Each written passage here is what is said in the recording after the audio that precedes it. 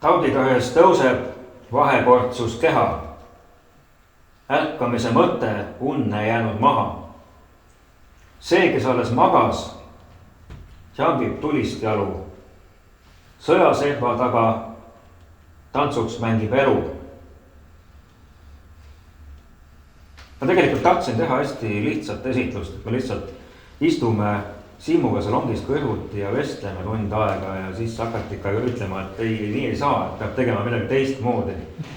Ja ma mõtlesin 8 aastat tagasi, ma tegin esitluse niimoodi, et kasutasime paljuski neid pindu, mida ei olnud veel kasutatud või niimoodi, nagu need ei olnud kasutatud. 8 aasta jooksul loomulikult ei ole neid, nagu te näete, neid pindu, mida ei ole kasutatud väga palju alles jäänud. Tuli viimane välja panna. Aga siin me nüüd siis oleme. Võiks öelda, et Perk on tõusnud uutesse kõrgustesse. Või lihtsalt ära tõusnud. Või ära tõusnud, jah. Tere ka minu poolt, jah. Oleme siis mitte ainult siin, vaid teistel pindadel ka täna. Ja, teie ebamugavused saavad olema üürikesed, me liigume ringi. Nagu ikka siin maises elus ebamugavused saavad olema üürikesed. Et me vahetame asendeid ja lõpuks saab istuda ka. Lõpuks me oleme siin samas lihtsalt pea peal. Kõrgus, jah, kõrgus. Perk küsis mult, kas ma kardan kõrgust. Ma vastasin jah. Ja siis ma nüüd olen, nii et kui ma küsin küsimusi, kus ükski sõna üksteisega kokku ei lähe, siis see on sellepärast, et ma olen siin kõrge. See on kõrgmäestiku. Et kui 8 aastat tagasi Perk esitles siin samas oma esimest luulekogu Silmanurga taga, siis me sisenesime aknast ja redeliga koera võtame ka ülesse. Ja nüüd oleme siin üleval 8 aastat möödas ja Pergil on ringtants. Välja tulnud teine kogu. Tantsuks mängib elu. Jällegi väga maitsekalt kujundatud. Sobib ilusasti riiulisse kõrvuti ka. Ma arvan, et see pärast räägime kujundusest natukene, et see on teadlik. Ja eks me siis nüüd vaatame, kus me täna välja jõuame. Aga alustakski võib-olla kohe alguses sellest pihta, et 8 aastat 2 kogu vahel, et siin on inimesi, kes annavad välja iga kuu tagant võib-olla kogu ja on romaanikirjanikke, kes annavad aastas välja 4-5 romaani. Muidugi võib-olla natukene sisu kannatab selle all. Et kuidas see 8 aastat möödus ja jällegi luule, ma lugesin just ma ei mäleta enam, millise inglise luuleklassiku kohta, kes hakkas ka luuletama, muidu luule on sellise noorte vihast, mitte päris teismeest välja kasvanud inimeste selline löögirusikas ja siis alati öeldakse, et suubutakse nagu proosasse, aga sinul on see liikumine kuidagi käinud vastupidi, et proosast luulesse. Võib-olla muidugi räägime vormist ka pärast, et kirjelda natuke seda teed ja räägi, miks see luule sinust ikkagi tahab välja pressida? Jah, ma mõtlesin, sa algul küsid, kui ütles, et siin on inimesi, kes selle ajal ei olnud sündinud veel ja see on vist isegi täitsa tõsi. Vist on muidugi. Nii, seda ma kartsin, et sa küsid, et mis selle 8 aastaga maailmas muutunud. Räägi jah kohut, mis 8 aastaga. Räägime sellest, mis on 8 aastaga maailmas muutunud, nii et täna õhtul te koju ei saa, et otsigi välja madratsid. Aga tegelikult esiteks mingil määral ma luuletan kogu aeg kirjutanud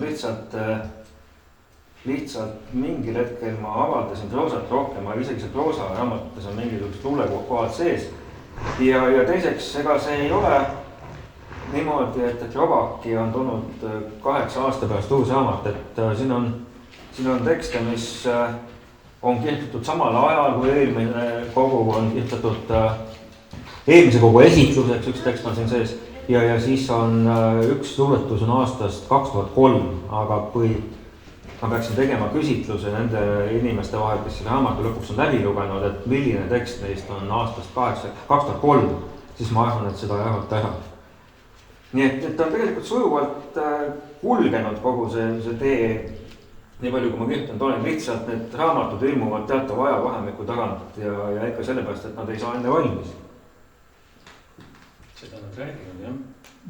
Me ei tahagi siin eelmise kogu juurde väga kinni jääda, aga natuke ju võiks, et kui see kogu sul ilmus tollal, siis sai ta väga palju tagasisidet ka erinevates Eesti kultuuriajakirjades, head tagasisidet.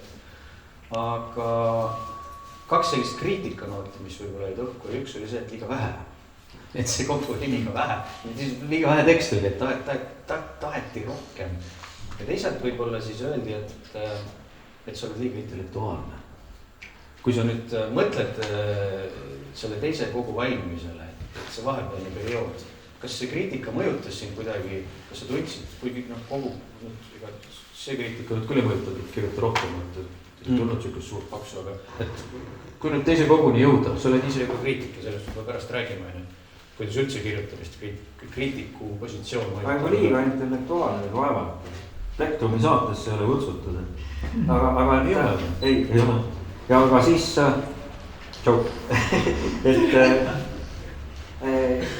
üks asi, mis nagu öeldi selle esimese kogu puhul, mida ma ise ei olnud tähele pannud, et see on väga palju eitusi, et see on selline ei-luule.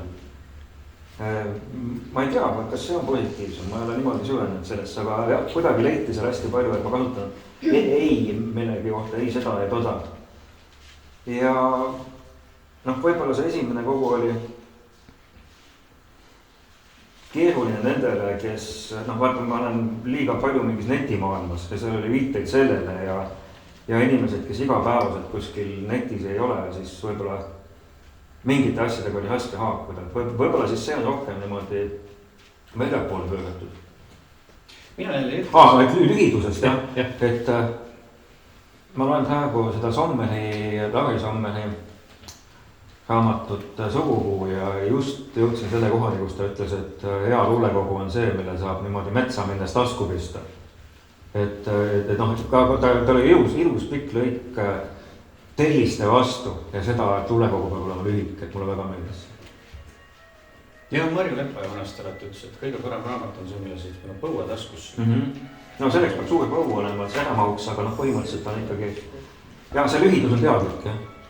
Mina ütleks eelmise kogu kohta, et see oli nii mitmetasandiline, et kui sa teadsid neid mingid neti taustu või neid erinevaid viiteid, siis tuli see teine tasand juurde. Aga selle kogu puhul võib-olla tõesti, et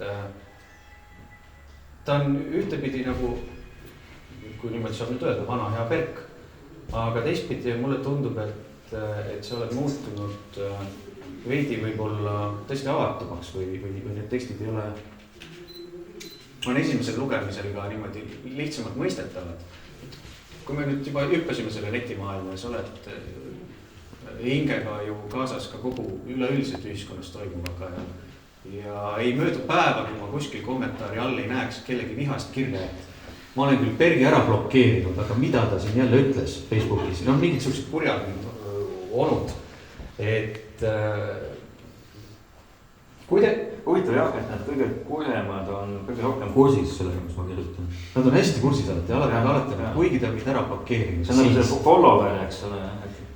Unfollow on sul kindlasti ka tehtud, aga et kuidas see hingega kaasas olemine siis, et see luuletus on ikkagi selline teistsugune tekst, et ta valmib vist kaua mõtlust, et siin ei ole seda sellist võib-olla äkilist emotsiooni sees, aga siin on näha neid selliseid teravaid nõelu. Nad tekivad hetkega, aga ma väga loodan, et nad vajavad mõtlust, et üks asi, mulle väga meeldib, et selline slammi keskkond on tekkinud, aga mingit pidi ka, kui ma vaatan neid luuletajaid, kes tulevad slammidelt ja esinevad, siis mingis mõttes väga piirav, et ta on selline, see püstijalaga mööda surub sinna nagu peale, et sa pead nagu nalja tegema, sa pead nagu mingi hetkeli kohese rahulduse tekitama sellest kuulajas ja ma loodan, et siin on päris palju selliseid tekste, mis seda ei paku, vaid avanevad kuidagi ajapikku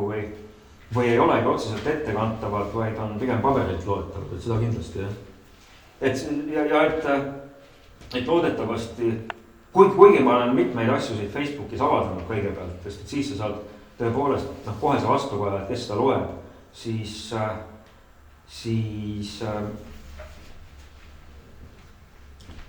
ma väga loodan, et need tekstid iseenesest ei mõju nagu need kommentaarid, need on erinevad maailmad, need on ikka nagu erinevad registrid. ei, nad üldse ei mõjuta, ma mõtlesin, et kuidas see teine maailm, kuidas sa ise tunned, kas ta on siia sisse imbunud kuidagi? Paratamatult jah, aga need on ikkagi nagu teised sellised kaks erinevat mingis mõttes ajavööndit, kaks erinevat teksti käsitlusviisi. Et see, mis netis toimub, see on ka mingisuguses registris olemine. Ma arvan, et on oluline, et kui kirjutaja on erinevates registrites. Ja et on oluline ka vallata seda, kuidas, vaata Kalevalas Väinevene on Loitsis Joukahais ja Kaelanis ohu, eks ole, või Tarkas on see, kuidas nad omavahel niimoodi mingisugune MC battle toimub. See on üks tasand, mida vallata, aga see ei tohi muutuda peamiseks. Et see on pigem nagu küte sellele, et sa üldse kuidagi selle sõnaga midagi rohkem oskaks peale hakata. Aga ma vahetame praegu positsiooni, ma loen nüüd teksti ja inimestel on kaelad kangeks ja võtame järgmise selle. See on just, kui mul hakkas enam mugav siin. Tahad, et ma pean selle redeli peale? Ja alati tuleb püüelda oma mugavustsoonist välja, nagu see on. Kuri on murenev aeg, magastab liug alla päevi, millestki haaramata. Kuri on sund olla kõikjal, elada mitut elu, olemata elus kusagil. Ei jõua. Kibe on usutud lubadus, kibedam kui uskumata. Veel üks laen, veel üks võlg, veel üks äraandmine. Kibe on kistud edu, üles kirjatud õnn, mis puudu jäävast enam teab kui kätte võidetust. Kuri on murenev aeg, investeeritud iha, hajuvad riskid ja nendega mälu. Kibe on uudistes öeldud sõna, piimhappe naerumuskleis. Kibe on kuu vari kuvaril. Kuskil on kunagi. No võt, kuidagi teemas selleks. Nii, aga nüüd me meil abi. Vahetame positsioon. Mul selle redeliga hüppamisega tuli just vähe. Paar aastat tagasi mul koolis oli selline juhtum, kus üks poiss ütles, et ma hüppan kohe aknast alla teises klassis. Teisel korrusel, teise õpetaja ja siis ta hüppaski. Ja see enne, kui keegi jõudis šokis reageerib, oli ta juba ringi peal tagasi üles joostud. Jah, see kuidagi oli juttu selle esitluse planeerimisest ja siis oli natuke juttu eelmisest esitlusest ja eelmisel korral siis Siim ronis aknast sisse.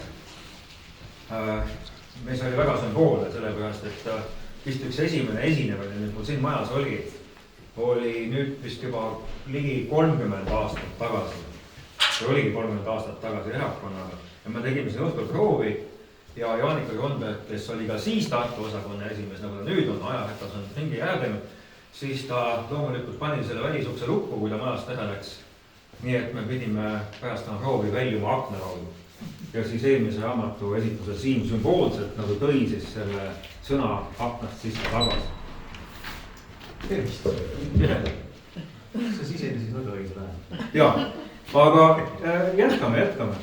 Kuule, aga kuri on murenev aeg ja kiirmoemasinate traageldused kärisevad ja selliseid lükkeid on siin veel ja alati nende luulekogudega tuleb jutuks, et kui palju seda sind ennast sellest luuleminast eraldada võib. Mõni luuletaja on alati väga pahane, et kui sa hakkad rääkima oma luuletustest ja sellest, et näed, kus nüüd siin on see ja too ja siis ta ütleb, aga see ei ole mina, et ta kuidagi täiesti distantseerub. Mul on olnud ka neid luule esitusi siin, kus ma saan aru, et ma tegelikult ei saagi midagi küsida. Sellepärast, et inimene on öelnud täiesti distantseerinud ennast luuletustest ja ütleb, et see ei olegi tegelikult mina. Ja siis ta nagu paneb ploki peale ja siis ma mõtlen alati, et miks me siis üks esitleme või... Kuidas ise tunned, et palju on siin sellist mängulisust, palju on siin sind ennast, palju on sellist positsiooni maskimängu? Kus ta siis mina ei ole, kes ta siis on Popsik või? Ma ei tea. Aga ei, loomulikult ei saa alati nagu samastuda, et ma räägin niimoodi väga täpselt mingist oma kogemust, et rollimängu on ka, aga ma ei taha ette öelda, mis on teatava rolli võtmine ja kus ma räägin võib-olla rohkem isiklikult, et las see olla mõistatada, et Pavo ütles hiljuti väga ilusti, et maskimängu luules vähe, et tegelikult ongi, jah. Et ta ei ole kindlasti selline väga iseendast nagu mingisugune osa noort luulet kipub olema, et võib-olla see on seda maskimängu rohkem, jah. Need eelmise kogu luuletused, ega selle kogu luuletused, eelmist on lihtsalt palju rohkem analüüsitud, et seal oli hästi palju selliseid viiteid, peeneid suhestumisi erinevate, noh, kasvõi nende netimaailma asjadega, aga ka klassikutega ja siin kogus on seda täpselt sedasama palju. Et ma mõtlesin, et kas sa, noh, me ei hakka nüüd kõiki neid luuletusi järjest ette võtma ja mida rohkem on su lugemus, on ju, seda rohkem sa märkad siin viiteid, aga et see nimi luuletus, mille sa ette lugesid, kas sa tahaksid natukene tegeleda sellise enese eksegeesiga, et võib-olla mingit muljet anda, et kuidas üks luuletus sünnib, et see, minu meelest see nimi luuletus annab sellise kestva tooni sellele kogule ja mingid sellised niidid, mis jooksevad teistesse luuletustesse sisse. Et, ma ei tea, natuke lühidalt võib-olla, et kuidas tekib selline luuletus, mis on siin taga? Tavaliselt tekstid tulevad hetkega, nagu ma ütlesin, et see on selles mõttes natuke teistmoodi, et siin olid mingisugused read väga ammu olemas ja mingid teised read sündisid tükk aega hiljem. Ega ma ise ei taha nagu arvustaja eest tööd teha, aga et kui ta algab, kui esimesed sõnad luulekogus on tauditahes tõuseb, eks ole, siis ta tõmbab mingisuguse ajalise joone. Mingisuguse sellise ühismälu paneb paika, eks ole, kujutame kõik ette, et mida selle tauditahega mõeldakse nüüd lähiajaloos. Aga sealt on see lahtitõuge, et ma ei hakka nagu siin kogus pikalt oma mingisugused koroonamälestusi lahti kötlema, et see on see, kus see ühismälu on ja siit saab edasi minna. See oleks iseenesest päris huvitav selline formaat, mis võiks olla, kus ongi tegelikult, kus kirjanikud siis analüüsivad rida-read, ma just nägime Õhtulehes on praegu mingi kõige popim bänd, mingi maffia, kolm maffia või Spotify top number 1 ja nende sõnad umbes sellised, poiss on klubis, ja siis need 15 minutit analüüsid, kus mingi tüdruk rääks ja siis ma mõtlesin, et see poiss on seal klubis, aga ja siis ma kirjutasin ka ja siis kõik ütlesid ja siis ta kirjutasid et see on päris huvitav siuke analüüsi vorm. Aga lisaks sellele, et siin on Korda ma loen. Sa loed, muidugi. Siis kui teised on kadunud koju või järgmisse kluppi või ilma, üle lageda pühanda silma, sul hakkab ja vaatab see, kes ei soju, ei sädista. Seal seisab ta juba tunde või võib-olla aastasadu. See vaade ongi ta kodu ja sina koos sellega. Kui pöörad pilgu ta hajub, taas leiad end rahvast täis saalist. Nad keegi ei läinudki koju või juba on tagasi mujalt ja sina koos nendega. Siis enam ei jõua mõelda ja ununeb küsida, kes on ta, kus on ta, alles või olemas. See, kes ei soju, ei sädista. Et ei, mul on ka klubiluuletus, ega see aega midagi. Üks selline võib-olla vastandite paar või vastandid, mis siit kogust välja tulevad, ongi, et ühelt poolt on selline muusika, selline tants, tantsuks mängib elu, sellised ilusad meloodiad ja taustaks on sul siis tölli, tümm ja saekaater ja tere tulemast. Sa võid siia rappi ka tulla seda. Sa oled nüüd midagi ette loema. Siin on näiteks tolmuine ja. Tolmuine meetod on õige meetod. Kas sa oled juba kirjutanud Bergi luulest? Ma sellepärast oligi siia, et ma tahaks lugeda. Just lugesin seda Jüri Talveti tarumesilase meetodit, et siis Berk Vaheri tolmuine ja meetod oleks muidugi väga huvitav. Aga et see muusika vastandumine, et kui oluline see muusika su elus on ja kui oluliselt, kuidas sa ise tunned, et kuidas see selline rütm ja meloodia ja kuidas see nagu sõnadesse pressib? Või ma tean, et muusika on sul elus oluline. Paikame ümber.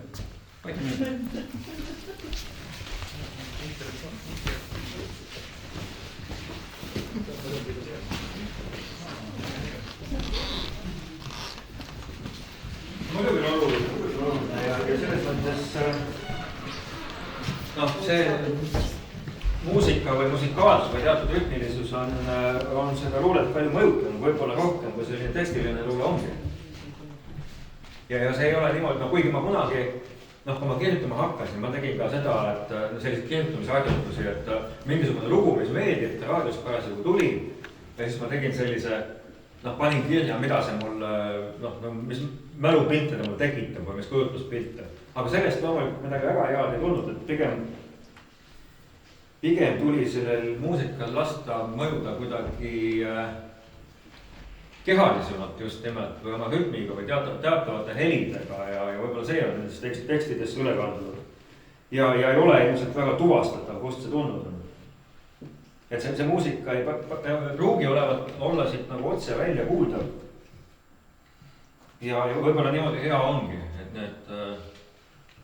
need lähtematerjalid alati ei ole nii selged. Aga vorm üldiselt, ma mõtlen, kui see tuli proosaga, siis see proosa oli ka selline voolav ja kohati selline vabavärsiline ja et palju sa otsid seda vormi üldse nendes tekstides, et see esimene kord sa ütlesid, et küll tuli ise, aga et palju sa ümber töötad ja palju see visuaalsus sulle tähendab. No, mulle alati meenub see Suumani sass, kes käis umbes nädal aega mööda linna ringi ja üritas oma mingit tuvilendu kuidagi vormi saada, mitte tuvi, vaid hanedelendu. Oli väga pahane, kui ta siis ei leidnud seda kohe seda õiget. Et kui seda kogu vaadata ka, siis et ta on visuaalselt ikkagi ka kujundatud. Ja üldiselt need tekstid, mis on paigutatud lehekülje peale rohkem niimoodi hajali, see visuaalsus tuleb ka üsna kohe instinktiivselt ja noh, siin-seal ma midagi natukene timmin, aga ta on olemas ja see ongi nüüd üks see asi, mis ma enne rääkisin, et miks ma ei pea neid tekste ilmtingimata suuliselt esitatavateks või miks ta ei ole selline slämmiluule, on see, et kui sa suuliselt teksti esitad, ta on lineaarne, eks ole. Et see, kes seda kuulab, saab selle luuletuse kätte niimoodi, nagu ma teda ette loen, sõnad tulevad üksteise otsa. Aga kui ta on paberil ja ta on niimoodi lehekülje peal laiali, siis saab pilk vabamalt liikuda ja seal on mingisugune lineaarne telg kahtlemata. Aga tekivad sellised vabamad assotsiatsioonid sellega, kuidas mingisugused sõnad puhtruumiliselt paiknevad. Ja lugedes seda kätte ei saa päriselt, jah. Ette lugedes tähendab. Paberit lugedes, ta on mingit pidi orgaanilisem mõjus. Kui nüüd üldse mõelda, ma kohe varsti hüppan luulevõtjalt tagasi, aga et sa oled olnud ju üks Tartu selline, üks nendest Tartu eksperimentaalkirjanikest, kes alati eesrinnas on, Sven tuli siit sisse. Kuidas sulle tunne on, et kuidas meil see seis Eestis üldse on praegu? Kui üldine selline? Ma vist kogu selles ma ei ole kunagi vist nii eksperimentaalne olnud, kui need teised ekspitüübid on. Sa oled seal sees kogu aeg, et sa oled ikkagi üks osa sellest. Ma aidanud jah, sellel kuidagi, ma aidanud sellel mingit kandepinda pakkuda või ma tahaks loota, et sellist tunnet, et see on vajatud kellelegi. Et ta kuhugi ei pudise nurga taha ära ilma, et ta mingit kaja tekitaks, vaid ta on kellegi jaoks olemas ja aga mul enda vist üks jalg kogu aeg olnud palju sellises tavapärasemas kirjanduses. Üks ühes, teine teises. Kui sa rääkisid assotsiatsioonidest, alati tekib selline pähe alati turgatavad igasugused sürrealistid ja muud eksperimenteerivad tegelased ja nende jaoks oli alati oluline see unenägude maailm. See unenägude teema on sul ka minu meelest luuletustes kogu aeg sees, et küll on ärkamisi, küll on selliseid unenägulisi, näoliseid hetki. Ja kui me siin kirjanduse majas oleme, siis tänu sinule toimuvad meil siin ka sellised esoteerilisemad ettevõtmised, kus ka need unenäo maailmad segunevad, et kui oluline see selline imaginaarne unenäoline maailm sinu jaoks on ja kuidas sa tunned, et kuidas see nagu su luulet mõjutab? Unelek lahvab murduvad päevased talad ja variseb katus. Enam ei paista, kes pääseb põlevast sinust, kahmates kaasa rohkem kui kanda jaksab. kunagi keegi veel omakorda mööda maha pillatud taipab tagasi kõndida sobrama tuhas ja tukkides.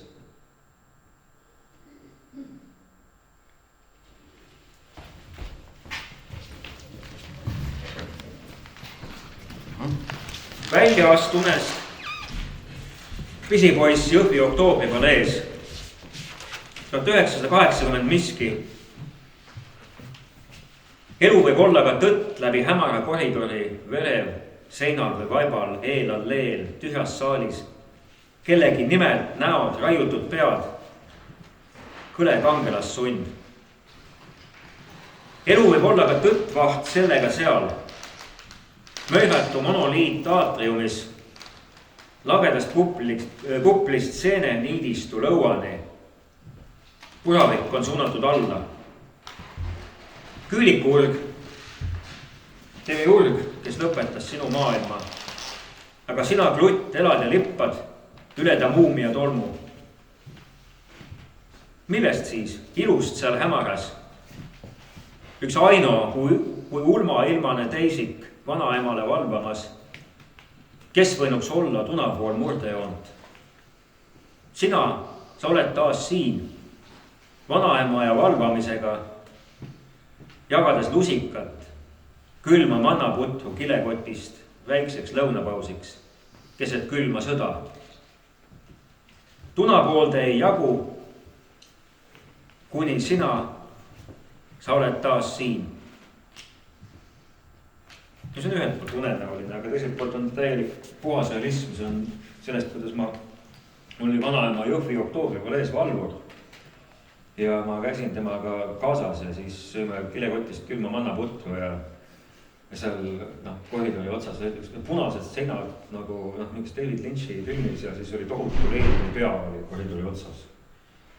Ja see ongi ühelt poolt ma kompulsiivselt kirjutan unenägusid üles, teiselt poolt ma kuidagi satun pidevalt olukordadesse, mis ise on unenäolised ja siis tekib ka tahtmine selliseid olukordi juurde tekitada.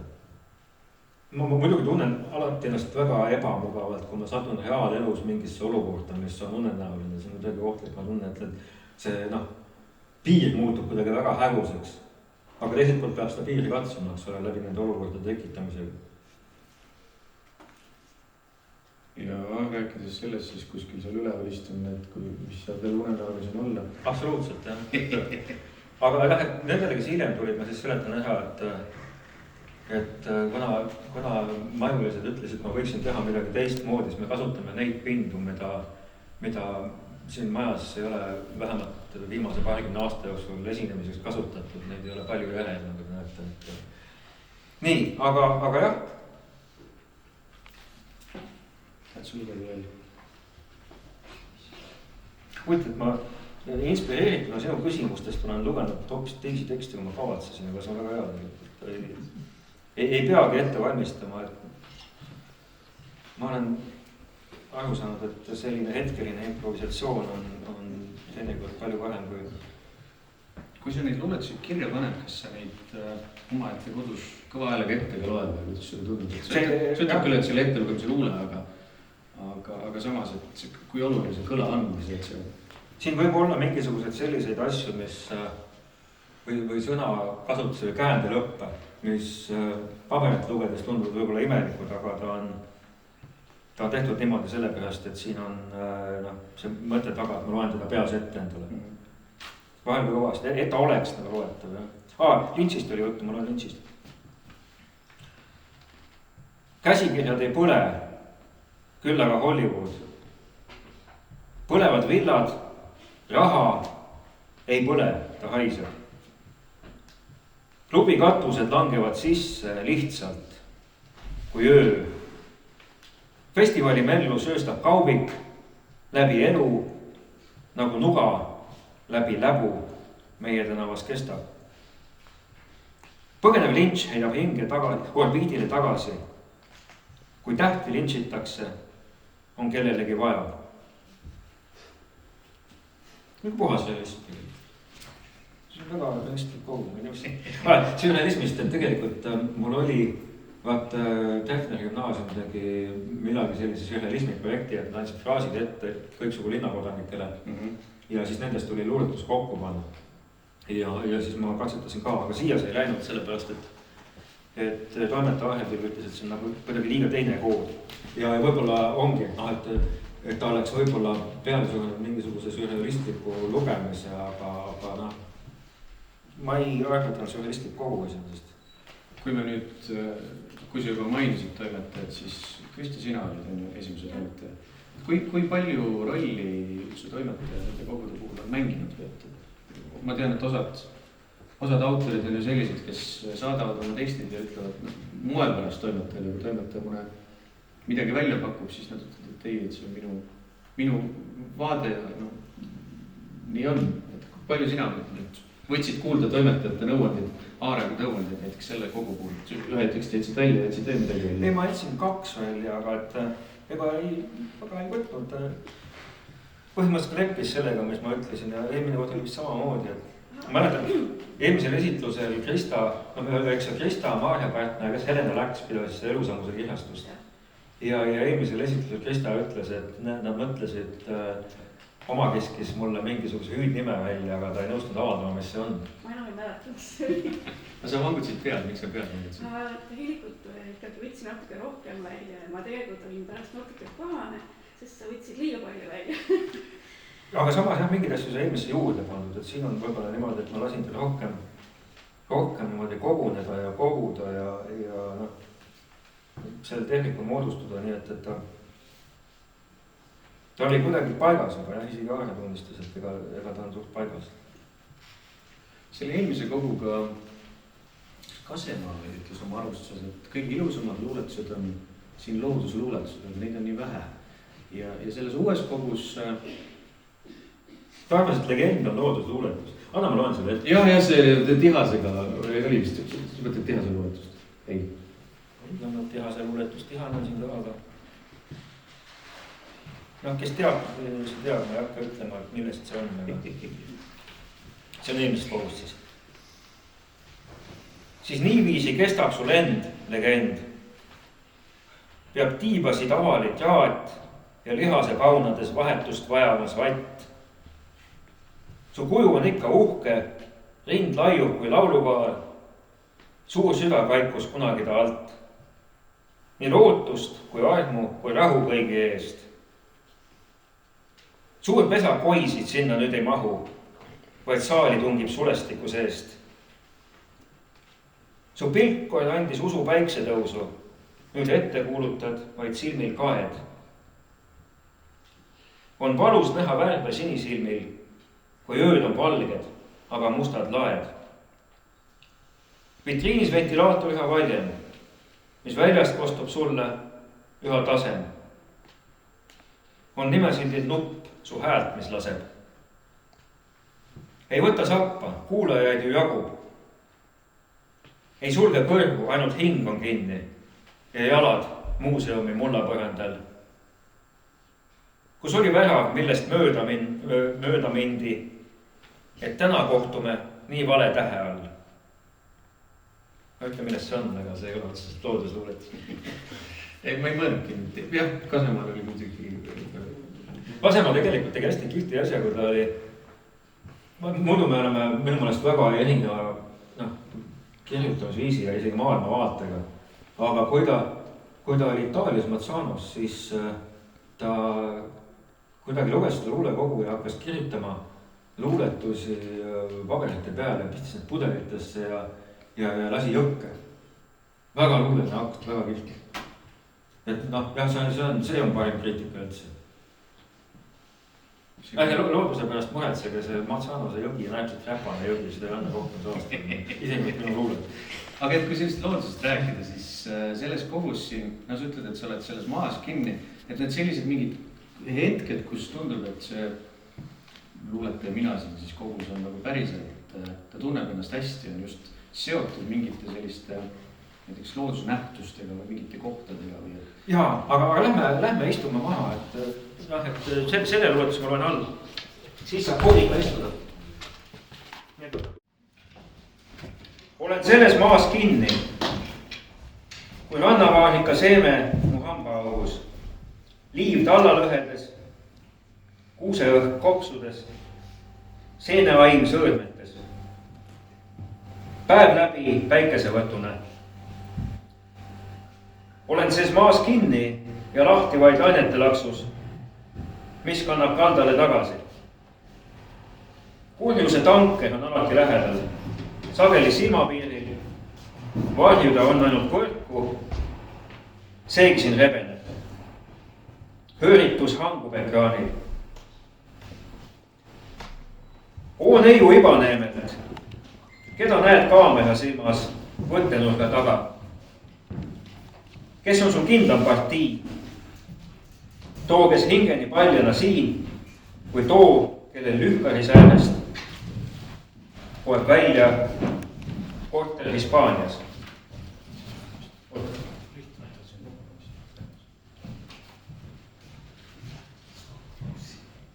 Ei, päästan pilgu, rebin ta võrgust, lennaku ripsmete plaginal siit üle veel ja veel, kuni tankerid taanduvad. Ikka veel. Tõllitümp on alati lähedal, sageli kõrvapiiril. Varjuda on vaid suupilli diskordantsi. Hingatud häälde kui männilatvade hõõg õhtupäikses. Kõnnitud häälest teha. Lahti kui mina, kinnises maas, ööst päeva tagasi tõtune.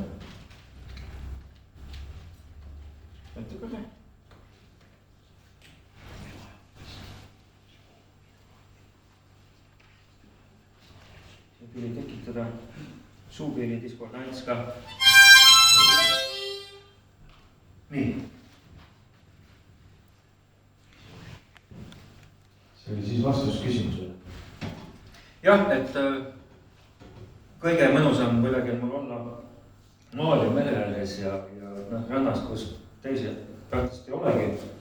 Aga samas seal ei ole kunagi omaette, eks ole, et on need korid ankrid vee peal ja kuskilt võsud, kes kostab mingisugune rannapidu aegalt sisse ja sa tunned, et see ei ole kuidagi nagu päris mingis idüllis või paradiisis, et see sekkub ja ma arvan, et seda ülelevi on neis tekstides ka, et sa katsud olla ja niimoodi kuidagi mõnusalt omalt hümüleda, aga mingisugune heade maailm sõidab kogu aeg siit ja sealt sisse.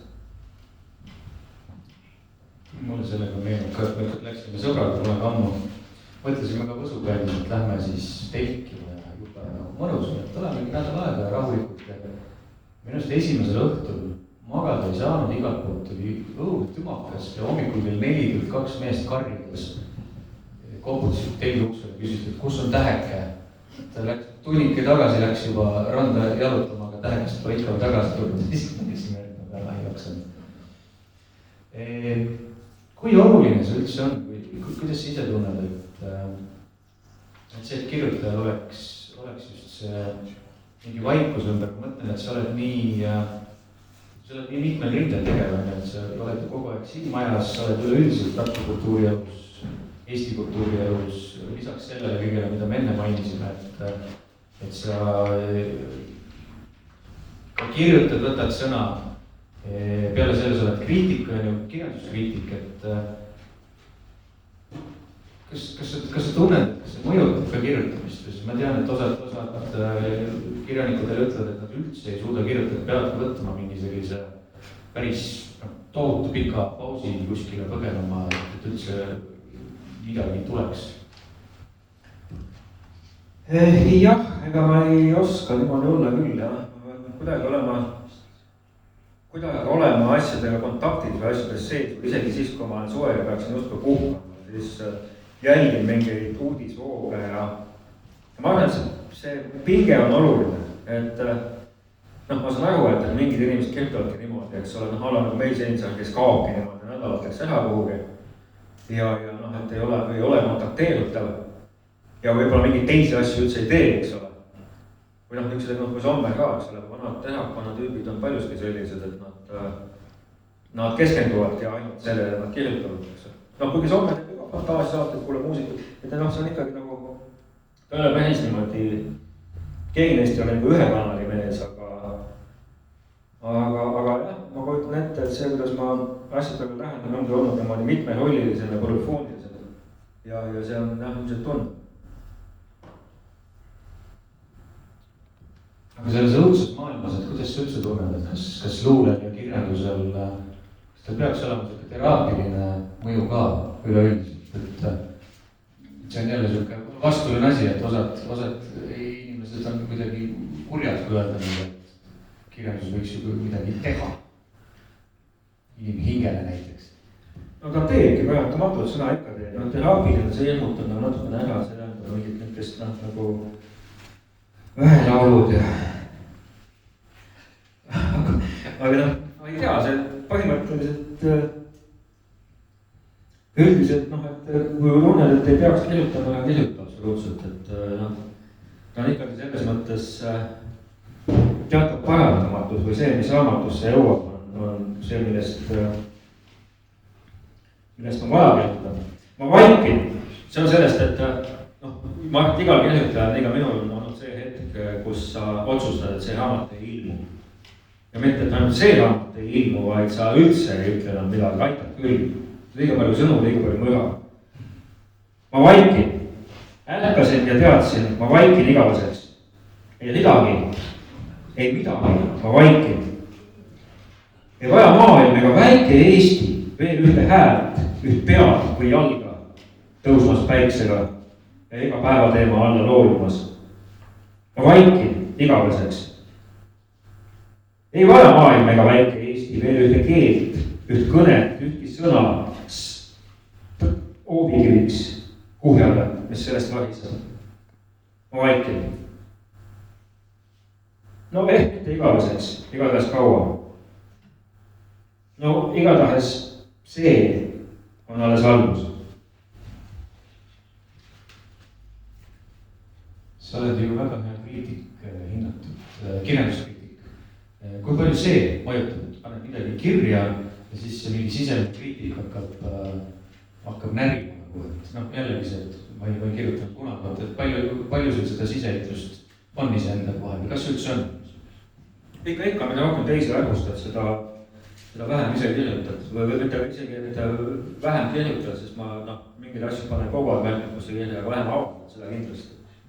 Et kuivõrd kirjanduses sees olemine tähendab ikkagi pidevalt sellist võib-olla positiivset avastamist ja vaat kui hästi pannakse, eks ole.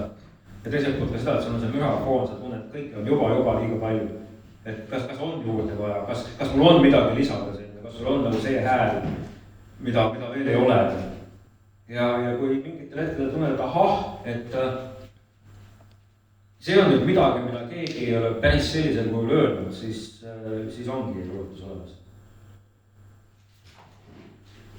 Et sellega ka see, et kui Arne toimetajana kirjutas siia sellise saates nagu selle raamatus sees, aga seda kasutatakse reklaamtekstina, siis Arne kirjutas sinna, et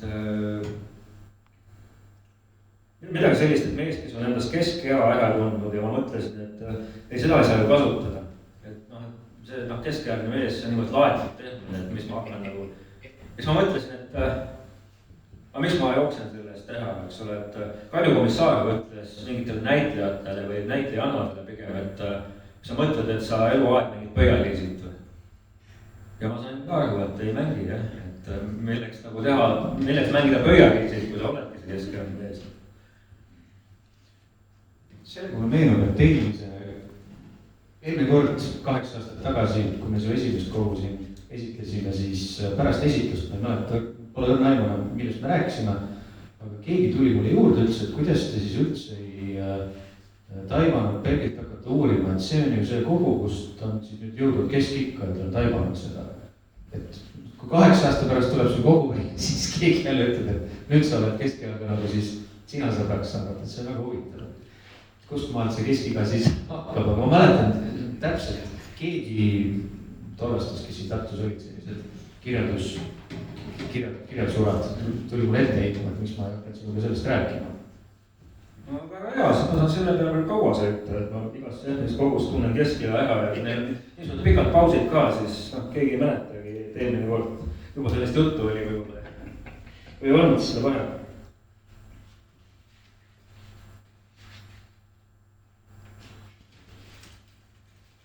48 aastat on hetk, mil vabadad mõtlemast töödele. Tundes end teha lauale naadunud paberkoti kümnetes kurtudes. Päästlõuna pilve alt päikses on kaunikesti need sügavad. Nagu ka varjud ülakorruselt. Rigin ja krägin ehindab neid hellalt ja nängalt. 48 aastat on hetk, mil kanda ujukaid päevikaid enam ei võta. Niisama ujuga päevitad. On keegi, lasta siis olla. Saaks selle eest palka. Vaid suupilli mängib veepiiri kõndides siis kui keegi ei kuule, et sa ei oska. Saad vanemaks, ei hooli sellestki.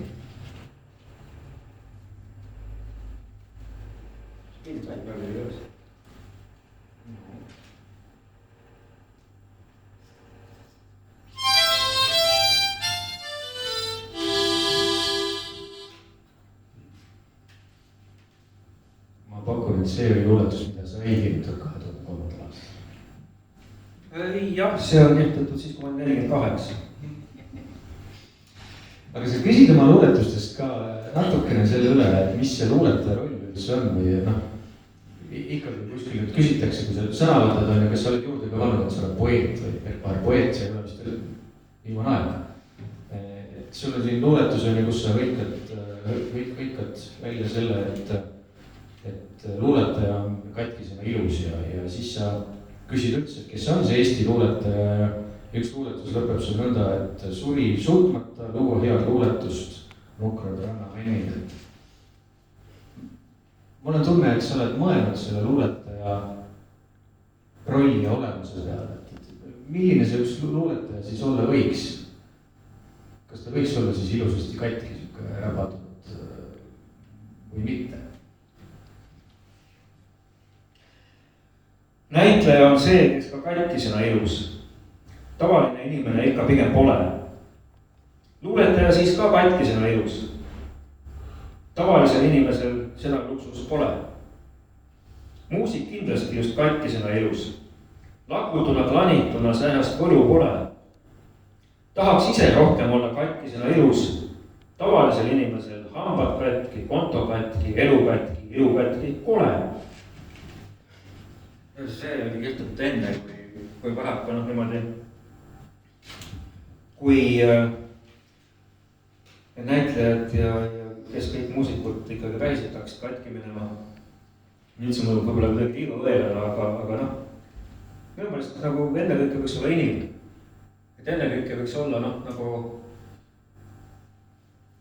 et seda poosi ei oleks. Et kui hakkab nagu see endale vastu endu tagumine, et ma nüüd olen luuletaja, ma olen see ja teine, siis mingil hetkel ta võib-olla mõjub ja järgmisel hetkel ta täiesti nagu koomiline mõjub. Et pigem võiks nagu lihtsalt olla inimene, kel midagi öelda, loodetavasti on.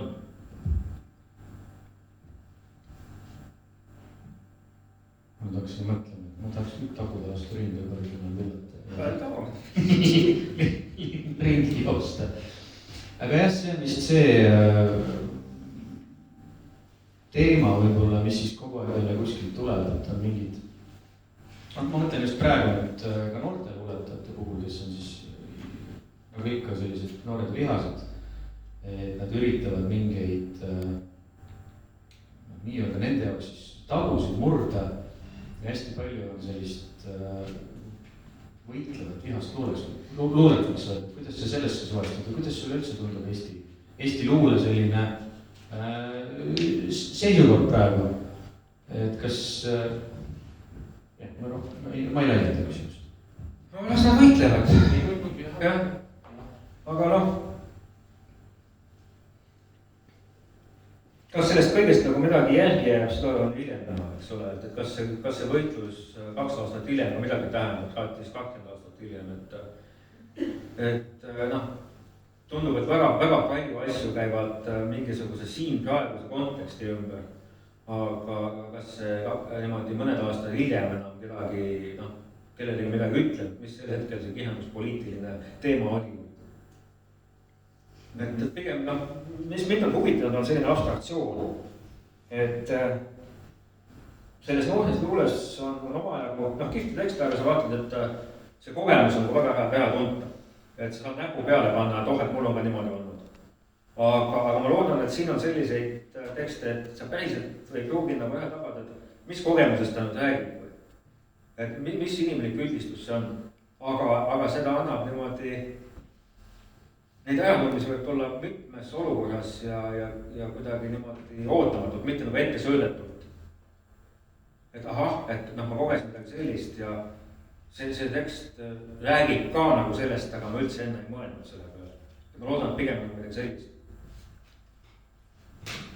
Kui nüüd rääkida sellisest igapikkulisemast tekstist, siis kes need autorid on, kes sulle siis võib-olla sa ise tunned, et on olnud olulised või kes on jäänud? Ei, ma ei taha ühtegi nime nimetada, et see annab kohe mingisuguse asja ette, et tema mainis nüüd seda, et katsume siit kogust või nendest tekstidest selle välja lugeda. Et siin on mõni üsna niimoodi äärdantav parafraas mõnest teisest tekstist, aga pigem ma ei tahaks nagu seda hambu anda, et loeme nüüd seda läbi selle filtri. Aga nimesid nimetamata, et on ikka sellised autorid, kelle poole sa pöördud jälle tagasi. Vahel on mõni inimene selline, kes nagu jällegi ma tean, et mida aeg edasi, siis nad üldse ei viitsi lugeda, ei taha ja veel vähem nagu tagasi pöörduda, et aeg on nii vähe, et miks ma uuesti peaks midagi lugema. Minul on küll mingid autorid, keda ma ikka jälle võtan riiulist välja ja vaatan, et neid raamatud ma nagu muidu ikka viskad kuskile jälle vahetad, müüd kigid ära, aga mõnda asja ei taha nagu üldse käest anda. Teksti. Üks inimene, kellega ma tänaseks üldse läbi ei saa, on öelnud ühe lause, mis mulle väga korda läinud, et luuletajatel on häid ridu. Et see ei ole isegi see, et sul on mingi kultuskogu või loomulikult on neid tehnika luuletusi, mis korda lähevad, aga väga sageli on niimoodi, et see värgatus või ära tundmine on ühes reas, mis õilistab seda kogu ümbritsevat ka. Kui ta hakkab õilistama kogu seda autorit, siis on mingisugune ohu läbi saavutatud või ületatud, aga see klõps võib ära käia mingi ühe ainsa rea pealt. Nii lugejana kui loodetavasti loetavana. Ja lugejana ma võin kohe öelda, et Bergi kogudes on küll neid mingeid hetki, mis jäävad päris tugevasti kummitama. Minu jaoks alati on see nagu selline, see hea märk, et tekstid on kuidagi kõnetanud, nad hüppavad sulle esile mingites elusituatsioonides, võib-olla, ma ei tea, üks aasta hiljem, sama päeva õhtul, kus iganes on ja siis sa hakkad mõtlema, kus see tuli või kust ja siis sa ja kui tuleb meelde, et see oli nüüd sealt. Aga räägime natukene sellest kujundusest ka, et eelmise koguga samamoodi, et see kujundus oli sul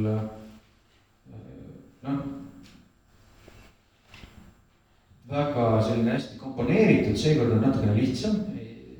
Sees ei ole ju selles suhtes mingit pildimaterjali, aga äkki see natuke räägib, kuidas ühe ilusa raamatu valmimine välja näeb teilitabuseid. Eelmise kujundus Andres Õhu, keda enam ei ole, eks ole, seekord siis Liisa-Maria Murdve. Ja ta oli koostöö, et mina käisin mingisugused ideed välja, tema pani nad konkreetsesse visuaalsesse vormi ja siis põlgatasime edasi tagasi ja pigem siin on oli see, et ma ütlesin, et mingid asju võtta vähemaks või. Et need kujukesed on ta tabas ära, mida ma tahan, sellised natuke hieroglüüfilised tegelased, aga et neid ei oleks ka liiga palju. Et nad täidavad ka seda rolli, et nad on siin raamatu, et luuletustes mingite sissejuhatavate tehnikeste asemel, aga et nad ei hakkaks nagu seisud liiga domineerima. Et sa aktsentueerid mingisuguse väikse momendi ära ja seal ta siis on, et sellest piisab. Nad hakkavad väga ilusasti täitsima, kui raamatut niimoodi ringi lasta. Nii tea, kui ma rääkinud olema, võtan korra kella. Võiks mingi teksti lugeda. Aga äkki teeme hoopis niimoodi, et lõpetaks paari sinu tekstiga, aga enne ma arvan, on äkki ka publikumil küsimusi. Kui ei ole muidugi, siin on toidulõhnad eksitavad teid võib-olla. Kas teil on tekkinud mõtteid, hüljatusi, küsimusi? Ma vaidleks vastu sellele Bergi ütlemisele, et on luuletusi, mida kohe kindlasti ei saa lugeda. Minu meelest ka neid luuletusi, vähemalt mõningaid luuletusi, mis on graafiliselt väga oluline, on nende paigutus.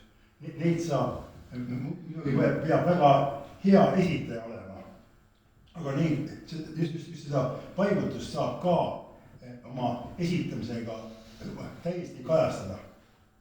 jah, pigem ma mõtlen isegi mitte seda, et kus kohas pausid sees on, vaid seda, et ei, pausi ma mõtlen. jah, et pilk uitab selle lehekülje ringi ja võib-olla loob sellised seosed, mis lineaarse esituse puhul välja ei tule, sest et see ettelugemine, ta on ikka üsna vajatamatult lineaarne.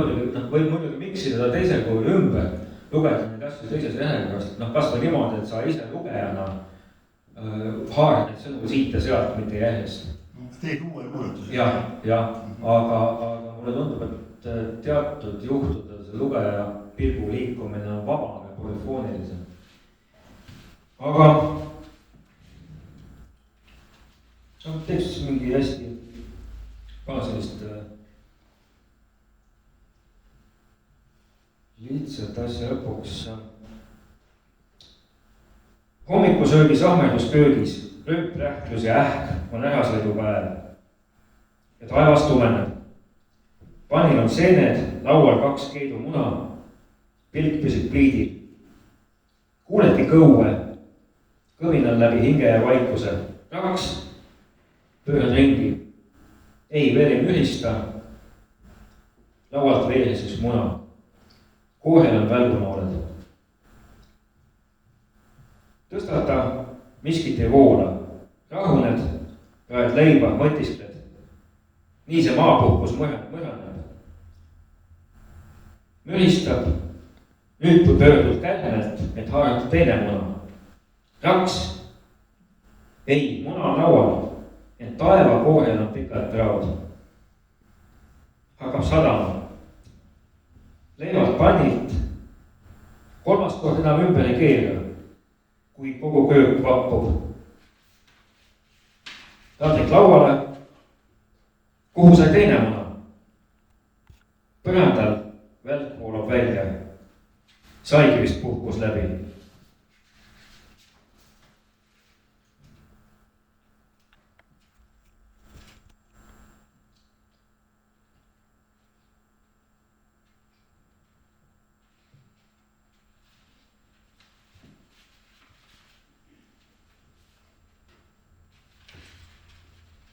teeme mingi viimase lõpetus.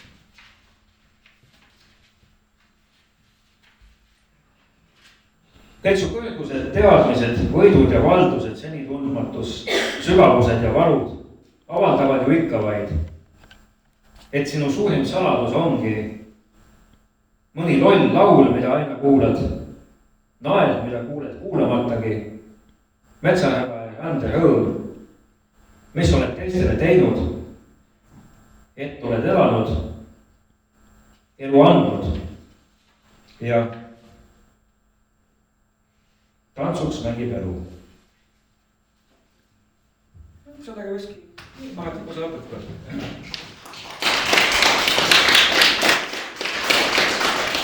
Raamatut saab paarist kaardiga osta, siin on see, mis ikka enamasti on ja aitäh tulemast. mina siis ütlen aitäh, Perk, sulle, et sa luuletad.